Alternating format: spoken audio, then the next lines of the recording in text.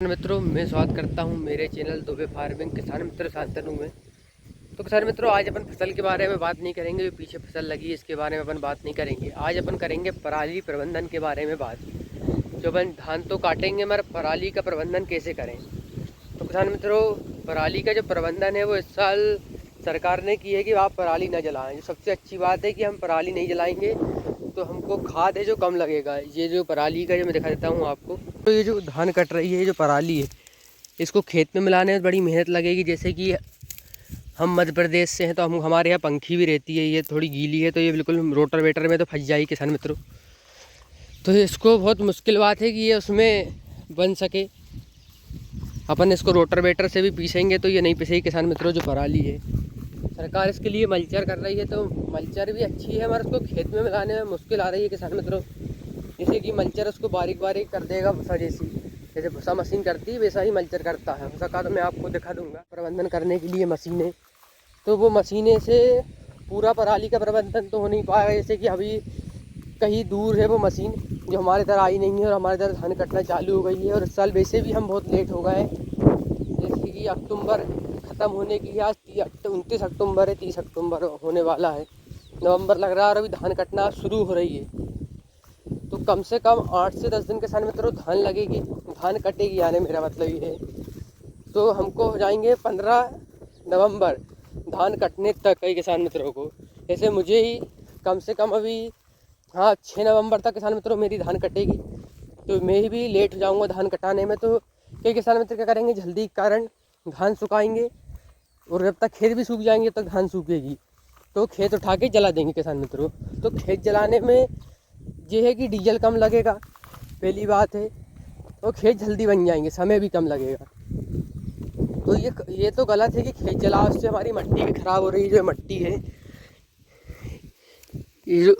ये दिन पे दिन किसान मित्रों ये खराब हो जा रही है, ठोस हो रही है मिट्टी। अभी जैसे कि थोड़ी नरम है, अपन इसको जलाते रहेंगे किसान मित्रों ये कड़क हो जाएगी ये मिट्टी।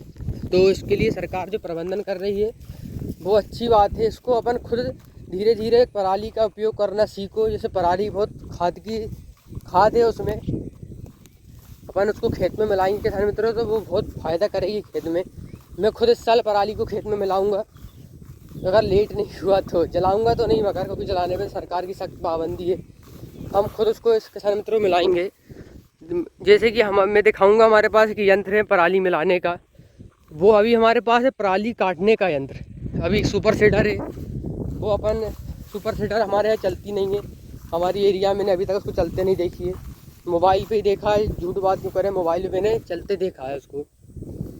तो उसको मिलाना किसान मित्रों बहुत मुश्किल बात है हमारे यहाँ की पराली, क्योंकि ये सूखी नहीं है, अभी ये हरी है। देखो धान, और धान आ गई है और धान के जो झाड़ है वो हरा है। जैसे कि ये झाड़ है किसान मित्रों, ये पूरा हरा है और धान बाली है, सूख चुकी है।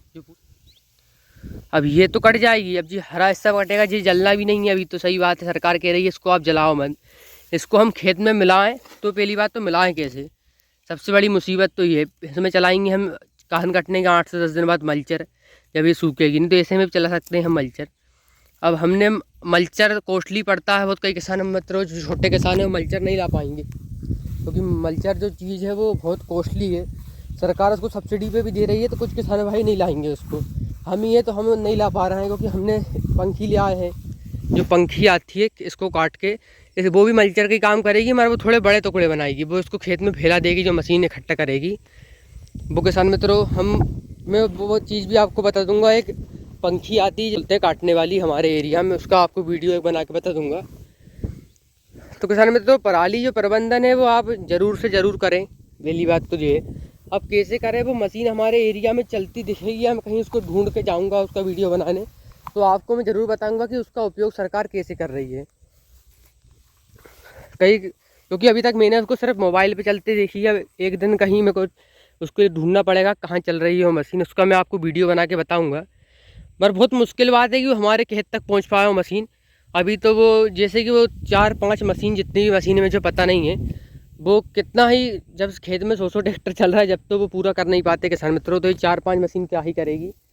तो उसके लिए अपन को ही कुछ सोचना पड़ेगा, अपन ही अपने दिमाग से अपने ही ट्रैक्टर के कोई यंत्र बनाया। जैसे मैं सोच रहा हूँ कि इसमें पहले हम चलाएंगे पंखी, मेरे हिसाब से बता रहा हूँ कि मैं जो करूँगा, पहले हम चलाएंगे किसान मित्रों इसमें पंखी, उसके बाद हम इसको 2 से 3 दिन हम इसको सूखने देंगे, या मैं लाऊंगा मल्चर। सबसे बड़ी बात, मैं पंखी चलाने के बाद फिर चलाऊंगा इस पर मल्चर, तो मल्चर इसको भूसा जैसा कर देगा।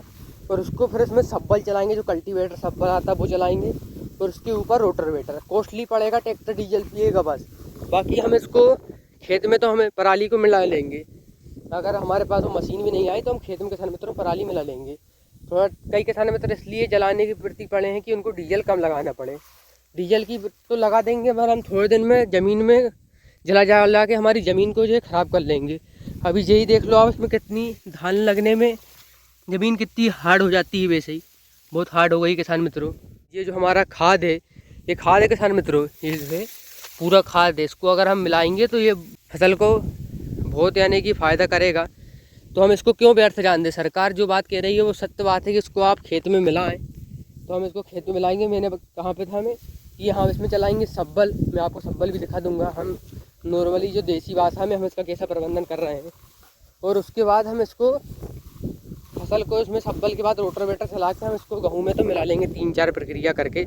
अगर मैं करूँगा तो मैं आपको ज़रूर बता रहा हूँ कि हमेशा करेंगे, तो इससे खेत में मिल जाएगी किसान मित्रों ये पराली जो है कटने के बाद। इसके बाद हम इसमें करेंगे पलेवा गेहूँ के समय। अब कई किसान भाई बोलेंगे कि हम ये कर भी लें, उसके बाद हम सिडल चलाएंगे तो फिर ये सिडल में निकल जाएगा। तो अगर सिडल में नहीं निकालना तो आप फिर मल्चर लाओ, क्योंकि जो अपनी मैं आपको बता नहीं सकता, क्योंकि अभी मशीन चल नहीं रही खेत में। जो पंखी है वो इतने बड़े टुकड़े करेगी पराली के, और जो मल्चर है किसान मित्रों देसी भाषा में समझा रहा हूँ मैं आपको, वो इतने बड़े टुकड़े करेगा। तो ये अपने सिडल में नहीं फंसेंगे। इतना बड़ा टुकड़ा जब अपन बोनी करेंगे तो ये सिडल में फिर गलेसा भरेगा, हिंदी भाषा में ये पूरा कचरा निकाल ले जाएगा। तो एक बात आप वो समझ लो कि आप मल्चर ला सको तो मल्चर फेर लो तो बहुत अच्छी बात है। अगर मैं मल्चर लाऊँगा तो किसान मित्रों आपको ज़रूर बताऊँगा कि मल्चर कैसे काम कर रहा है और पंखी कैसे काम कर रही है। तो किसान मित्रों ऐसा ही कुछ हम इसका पराली का प्रबंधन करेंगे। मैं खुद सोच रहा हूँ कि इसको पराली को जलाना हम बंद करें, क्योंकि सबसे बड़ा खाद जो हम नाश कर रहे हैं वो यही है कि हम पराली को जलाएंगे। सबसे बड़ा नुकसान किसान मित्रों हमारा ही है। खाद कम लगेगा पराली नहीं जलाएंगे तो। और एक बात है, खेत की उर्वरक क्षमता बढ़ेगी, यानी खेत में रोग भी कम आएंगे। ये पराली सबसे बड़ा किसान मित्रों वो है कि पराली मत जलाओ आप। तो किसान मित्रों आज की वीडियो में इतना ही। अगर वीडियो पसंद आए तो लाइक करें, चैनल पर नया सब्सक्राइब करें। Thank you for watching.